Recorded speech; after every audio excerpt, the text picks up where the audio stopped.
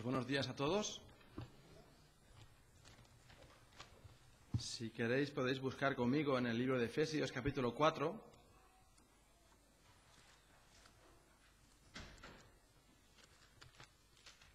Y vamos a leer del versículo 1 hasta el 16. Efesios 4, del 1 al 16.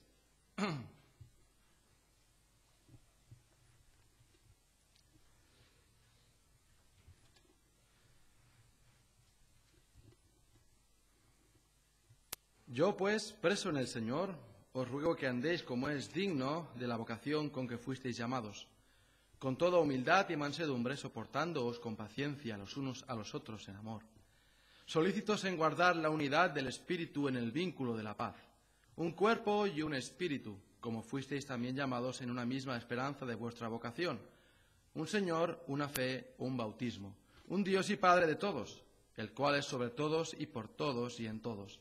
Pero a cada uno de nosotros fue dada la gracia conforme a la medida del don de Cristo.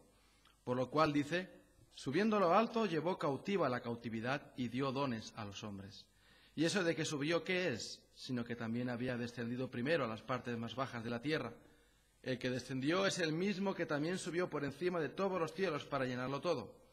Y él mismo constituyó a unos apóstoles, a otros profetas, a otros evangelistas, a otros pastores y maestros, a fin de perfeccionar a los santos para la obra del ministerio, para la edificación del cuerpo de Cristo, hasta que todos lleguemos a la unidad de la fe y del conocimiento del Hijo de Dios, a un varón perfecto, a la medida de la estatura de la plenitud de Cristo, para que ya no seamos niños fluctuantes llevados por doquiera de todo viento de doctrina, por estratagema de hombres que para engañar emplean con astucia las artimañas del error, sino que siguiendo la verdad en amor crezcamos en todo en aquel que es la cabeza, esto es Cristo, de quien todo el cuerpo, bien concertado y unido entre sí por todas las coyunturas que se ayudan mutuamente, según la actividad propia de cada miembro, recibe su crecimiento para ir edificándose en amor.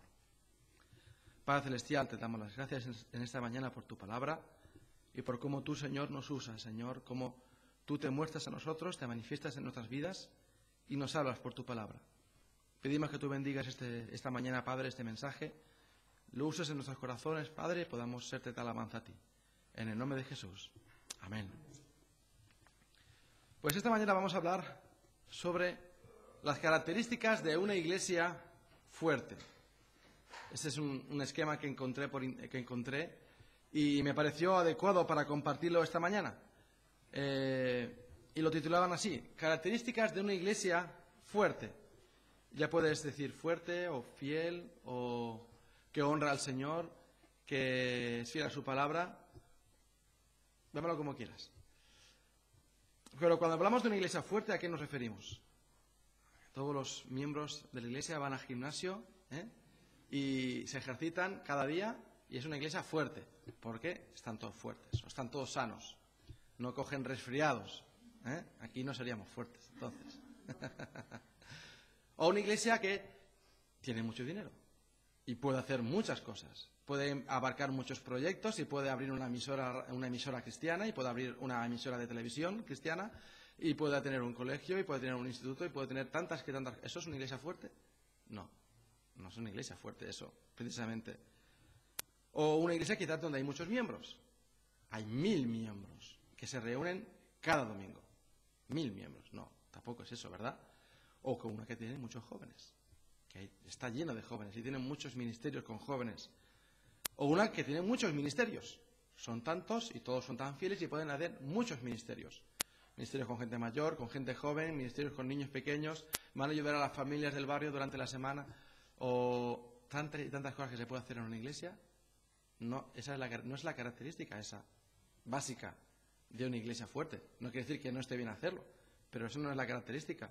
Ni que tenga mucho dinero, que tenga un buen presupuesto en todo el año, ni tampoco que pueda tener muchas propiedades, e incluso que las propiedades que tenga ya las tiene pagadas. Ya está, estamos tranquilos y somos una iglesia. No, esto no es una iglesia fuerte. Hay cosas que para una iglesia, en lugar de convertirse en una bendición, a veces se convierten en un lastre para ella. Por ejemplo, tener su local pagado. Ya no tienes que hacer ese esfuerzo cada mes para pagar el alquiler o para pagar la hipoteca. Está pagado, ya no hay gastos. Bueno, hay otros gastos, pero no son tan grandes. O una iglesia que tenía varias propiedades. Puede volverse orgullosa, diciendo, mira todo lo que tengo, todo lo que puedo hacer, y puede volverse, en lugar de una bendición para ella, esa responsabilidad o esa bendición que Dios le dio en un momento, para que ellos fuesen mayordomos de esas propiedades que el Señor les ha dado para que las administren correctamente y sabiamente para su gloria, puede convertirse en un lastre para ella. Pero ya hemos dicho lo que no es una iglesia fuerte, y sabemos también que una iglesia no son estas paredes, no son las paredes del local, donde se reúne la gente ahí dentro. No es eso la iglesia, sino que estas paredes resguardan o cobijan a la iglesia que se reúne aquí dentro. Nosotros somos la iglesia, las personas. Nosotros somos la iglesia, el cuerpo de Cristo. Y nosotros formamos la iglesia local aquí en Vallebrón, en representación de la iglesia de Cristo. Y esta iglesia local que se reúne aquí puede funcionar de modo independiente al resto de iglesias, como iglesia local. Ahora, quizás además hacerlo ahora esta mañana, pero debemos de hacer un poco de énfasis también en que si bien vamos a hablar acerca de las características de una iglesia fuerte, de una iglesia que honra al Señor, que obedece su ley, sus mandamientos, estamos hablando de las personas realmente que son salvas. Porque algunas personas pueden acudir a la iglesia, pueden reunirse, pueden congregarse con los hermanos de la iglesia y no son salvos. Ellos quizás se pueden sentir parte de la congregación, se pueden sentir parte de lo que aquí hacemos, la comunidad, pero ellos no son parte de la iglesia. La iglesia es formada única y exclusivamente por aquellos que han sido redimidos por la sangre de Cristo, por aquellos que han reconocido su pecado y lo han confesado delante de Dios, se han arrepentido de su vida y han entrado a formar parte de la familia de Dios. Por lo tanto, cuando estamos hablando de esta iglesia, de estas características, sin duda estamos hablando de este tipo, de estas personas que conforman esta iglesia y han sido salvas, han sido redimidas por la sangre de Cristo. Y tenemos unas cuantas características y vi a faltar, me parecía a mí, que la principal de todas ellas, en este esquema que encontré. Y la principal de ellas es el amor. Aunque está subyacente, creo yo, en todos estos puntos que vamos a ver ahora, porque sin el amor, ninguno de estos puntos que vamos a leer ahora se podría hacer. Y ya leemos en 1 Corintios 13 que el principal don es el amor. Es el amor. Ya puedes hacer muchas cosas, ya puedes dar tu cuerpo, ya puedes sacrificarte todo lo que quieras, ya puedes profetizar, ya puedes predicar. Hacer todo lo que hagas, pero si no tienes amor en lo que estás haciendo, de nada sirve. De nada sirve. Y principalmente, amor por Dios. Amor por el Señor. Porque hago lo que hago, lo hago porque amo a Dios. Lo amo porque... Y esto lo veremos quizás un poco más adelante. Pero la primera característica que se indicaba era el conocimiento. Conocimiento. Y ya hemos leído aquí en Efesios 4, en el versículo 14, de que hay personas que quieren llevarnos de aquí para allá con diferentes doctrinas de hombres que dice que utilizan con astucia las artimañas del error. Para que no seamos niños fluctuantes llevados por doquiera de todo viento de doctrina. Una iglesia que no tiene conocimiento de la Biblia, una congregación, y cuando digo iglesia me refiero a la congregación, a los hermanos, no a un ente abstracto. Cuando estoy hablando de la iglesia, no es un ente abstracto que no lo forma nadie, sino nos formamos todos nosotros. Cuando estoy hablando de la iglesia me refiero a ti, me refiero a mí mismo. No solamente es el pastor de la iglesia o los diáconos o los líderes de los maestros de la congregación los que deben tener el conocimiento. Todos debemos tener el conocimiento de la Biblia. Todos debemos de tener este conocimiento. Y ya hemos visto aquí que Pablo nos avisa, y en otros muchos pasajes también se nos avisa, de que van a entrar encubiertamente, como lobos rapaces, disfrazados, para intentar engañarnos, para intentar despistarnos, para intentar ponernos más cosas encima de las que tenemos que soportar o de las que tenemos que cumplir. Y si no hay conocimiento de lo que dice la Biblia, pues vamos a ser llevados de aquí para allá por todo viento de doctrina. Va a venir una persona y va a empezar a decir una cosa, va a enseñar algo que no es correcto, que no es bíblico. Y por nuestro desconocimiento y su apariencia de piedad, nos va a engañar. Nos va a engañar. En los versículos anteriores hemos leído de los dones que Dios da a la Iglesia. Y hemos leído acerca de los pastores y de los maestros. Estos no están, y dejadme acabar la frase, no están para protegernos de los errores de la gente mala y perversa que quiere engañarnos. Si leemos bien el pasaje, están para ayudar al cuerpo de Cristo a perfeccionarse, para que crezcamos espiritualmente y no seamos engañados, para que tengamos conocimiento de la Biblia y de la voluntad de Dios. O sea, ellos no son los que están en la puerta y están defendiendo y los que están adentro no se enteran de lo que pasa afuera. Ese no es el objetivo de Dios al poner en la Iglesia pastores y maestros, a los apóstoles, profetas, a los evangelistas también, pero hay dones que ya no creemos que están actualmente hoy en día. Pero evangelistas, pastores y maestros sí que lo están. Y ellos no están para que estén en la puerta, en la entrada, vestidos con la armadura de Dios que leemos en Efesios al final. Ellos son los que llevan la armadura y los que luchan en la puerta. Los únicos que luchan, ¿no? Cuando la Iglesia católica hizo la separación entre el clero y el laico, entre los que estaban preparados para leer la Biblia y los que no. Los que no hace falta que estudiéis la Biblia, nosotros ya os diremos lo que tenéis que creer. No, eso no era la voluntad de Dios.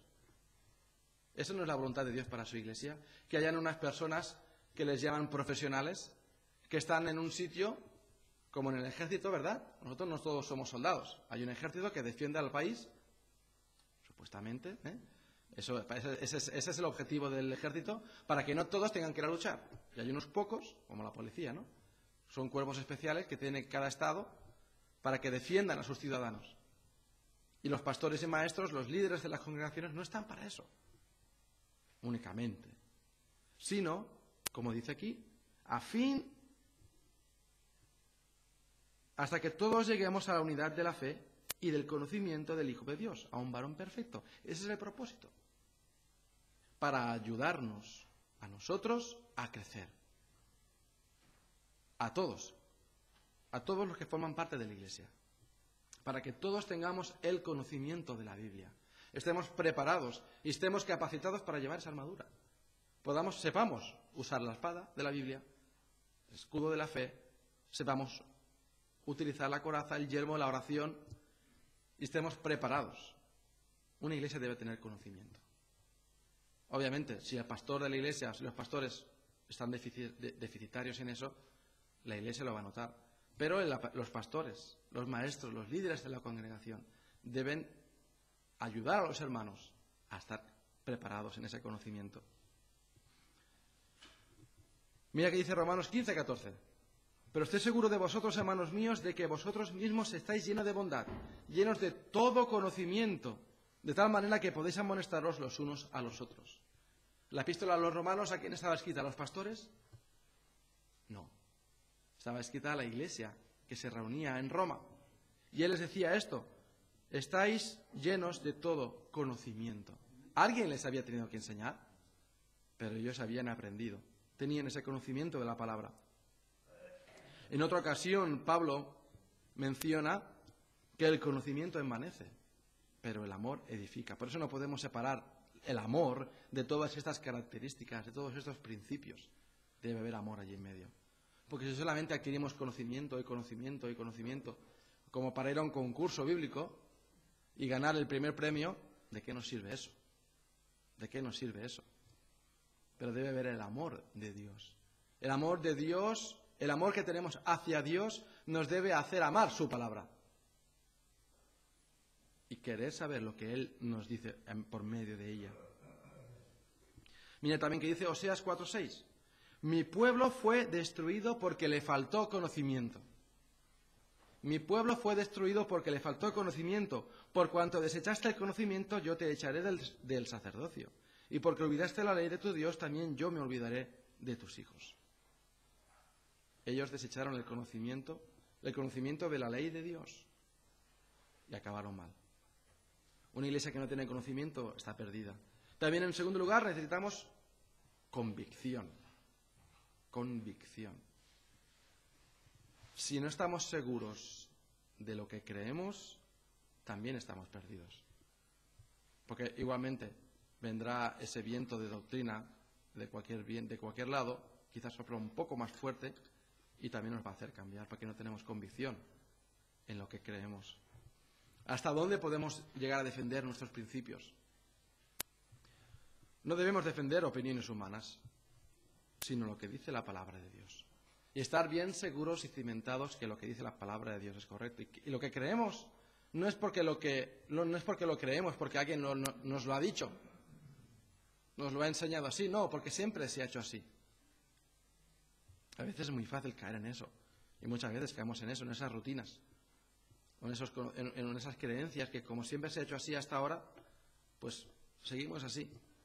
Pero lo mejor es estar basado en la Biblia. Si no tenemos una base bíblica para lo que creemos, ahí hay un problema. Ahí hay un problema. Tenemos que tener convicción. Estar convencidos de que lo que dice la palabra de Dios es lo correcto. Y por eso lo hacemos. Dice en Proverbios, compra la verdad y no la vendas. Compra la verdad y no la vendas. En tercer lugar, también tenemos dedicación a la oración. Dedicación a la oración. Y ayer escuchábamos el testimonio de mi hermano y dijo algo, o sea, que es realmente así como obra Dios.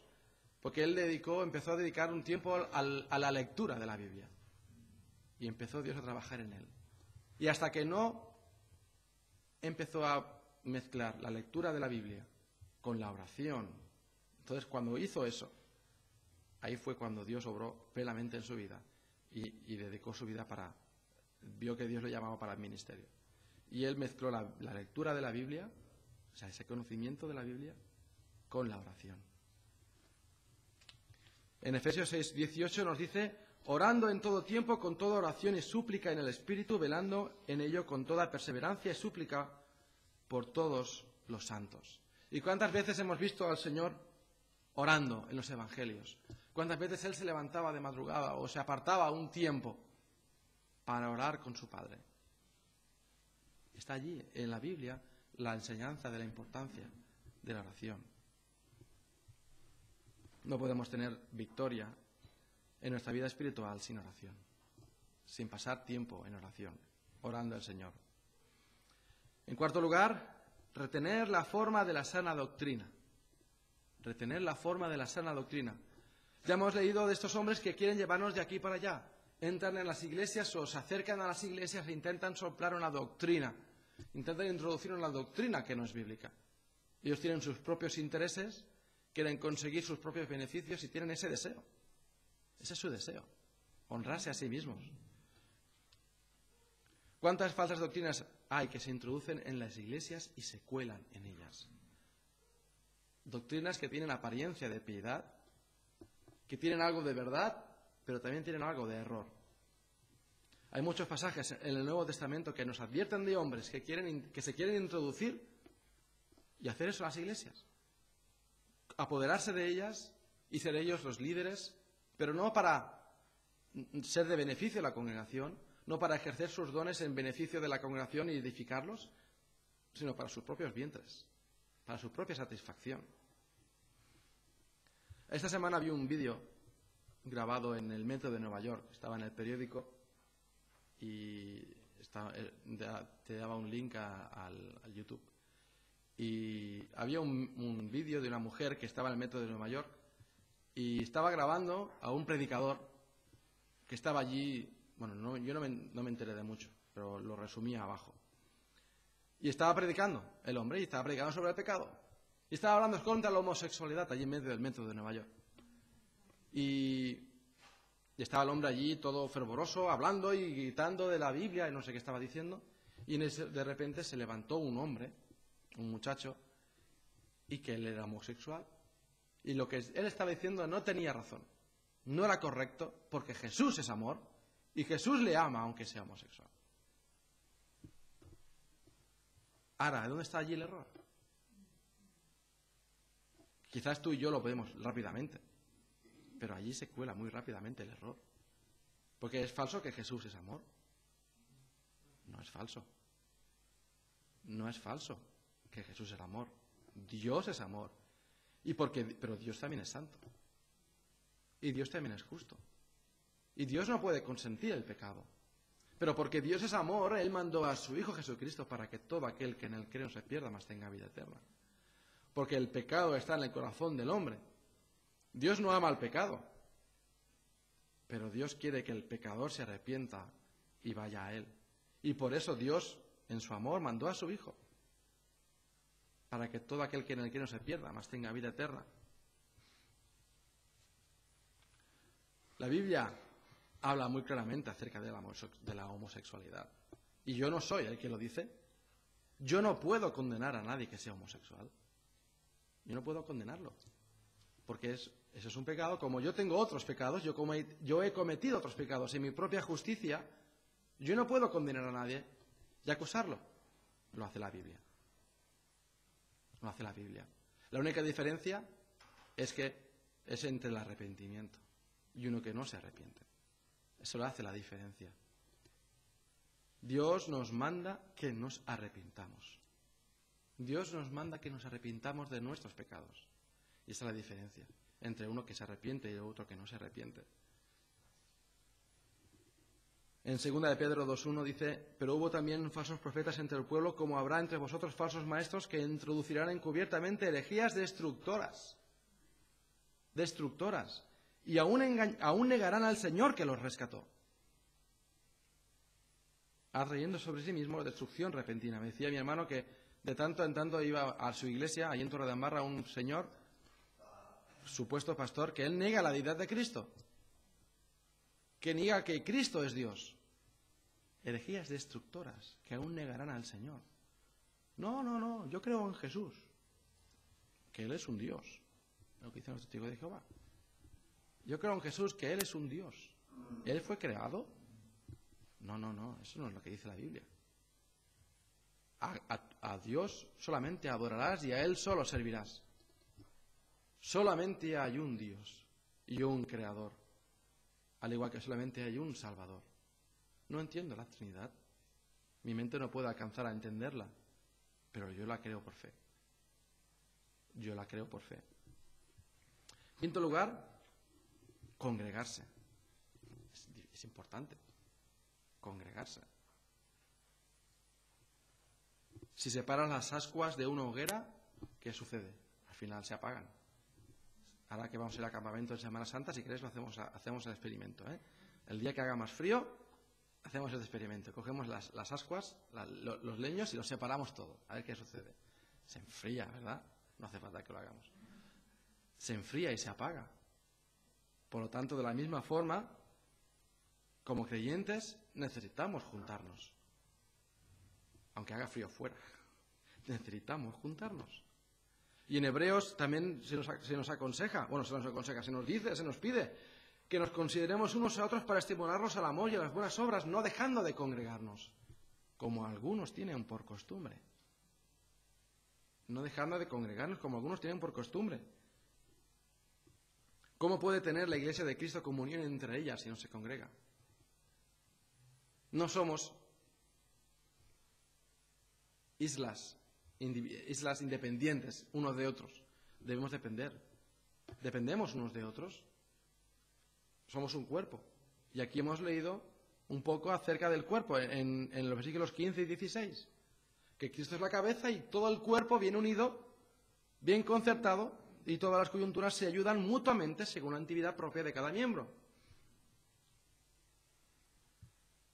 Todos somos parte del mismo cuerpo y somos necesarios. Debemos de congregarnos. Y de la misma manera que si cogemos un trozo de carbón o ese leño, esas ascuas, una ascua, la sacamos de ahí dentro y se enfría, de la misma forma, si cogemos una que está fría y la ponemos dentro, se calienta. Se calienta allí. Recuerda que es en la Iglesia o en la comunión de los santos que los dones del Espíritu son realizados. Es en la Iglesia. Los dones del Espíritu Santo que Él ha dado a su Iglesia, a sus hijos, a cada uno en particular, son para ser utilizados en la Iglesia, en la congregación, en la asamblea, como quieras llamarlo, donde están las personas reunidas, los hijos de Dios reunidos, que se reúnen como congregación. Ahí es donde deben ser usados, utilizados. Entonces, ¿qué importancia damos a congregarnos, a reunirnos? ¿Y cuántas excusas o qué excusas a veces ponemos para no hacerlo? Es importantísimo reunirnos como iglesia, como congregación y tener comunión entre nosotros y edificarnos mutuamente. Edificarnos mutuamente. Dice en Hebreos, hemos leído, considerémonos para estimularnos al amor y a las buenas obras. Al amor, a las buenas obras, dice, exhortándonos, recordándonos que aquel día se acerca. ¿Qué día? El día de la venida del Señor. El día en el que seremos transformados, seremos arrebatados. El día de la esperanza que tenemos. Y esto nos lleva a valorar la importancia de la membresía en una iglesia local. En una iglesia local. Ya dijimos en una ocasión que hacerse miembro de una iglesia local no salva a nadie. Hacerse miembro de una iglesia local no salva a nadie. Hacerse miembro de una iglesia local es llenar un papel y allí estás apuntado, unos hermanos te han aceptado como parte de su iglesia y fríamente no difiere más que hacerse miembro de un club o hacerse miembro de una biblioteca. Es el mismo procedimiento. Se supone antes que los hermanos han examinado o han tenido en cuenta tu testimonio, has dado tu testimonio y tú has dicho que eras creyente, obviamente. Pero ¿cuántos quizás no estarán hechos miembros de una iglesia y no son creyentes realmente? O sea, hacerte miembro de una iglesia no te salva, no me salva a mí. Pero es importante hacerse miembro de una iglesia. Y ya dijimos que hacerse miembro significa identificación. Identificación, compromiso y servicio. Te identificas con las creencias de esa congregación, los principios bíblicos, te comprometes a colaborar, a asistir, a ejercer tus dones en esa congregación y tienes oportunidad para servir a Dios y a los hermanos en esa congregación, para ejercitar los dones que el Espíritu Santo te ha dado. Si te haces miembro de una iglesia local, los otros hermanos saben que pueden contar contigo. Por el contrario, si vamos de aquí para allá, seguramente perderemos oportunidades para servir. Porque aquellos hermanos donde tú vas visitando a veces, pues no saben si realmente pueden contar contigo. La semana que viene estarás, no estarás, no sabemos qué va a pasar, dónde estarás. Por eso es importante hacerse miembro. Y es bueno hacerse miembro de una iglesia. Identificación, compromiso y servicio. Una iglesia con miembros fieles y comprometidos es una iglesia fuerte. Puede serlo. Séptimo lugar, responsabilidad.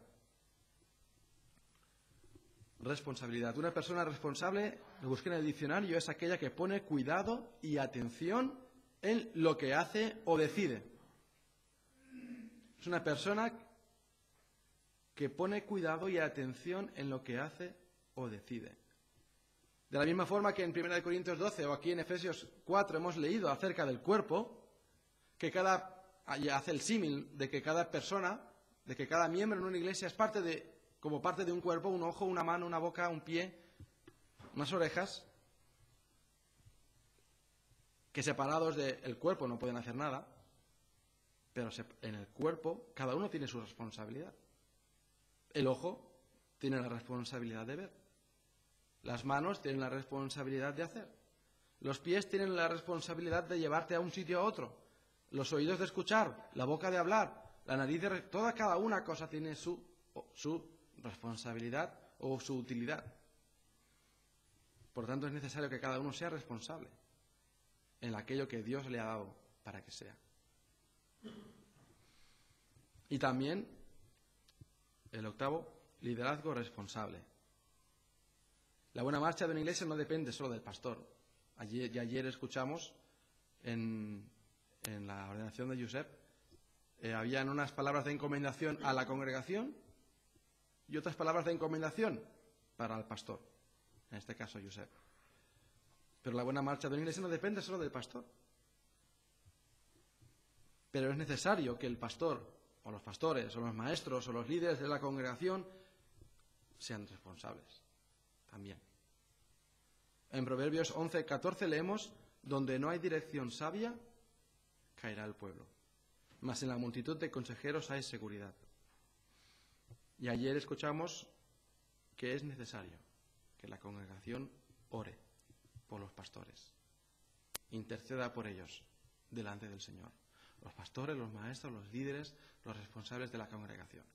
Es necesario, es imprescindible que la congregación ore, interceda al Señor en oración por él.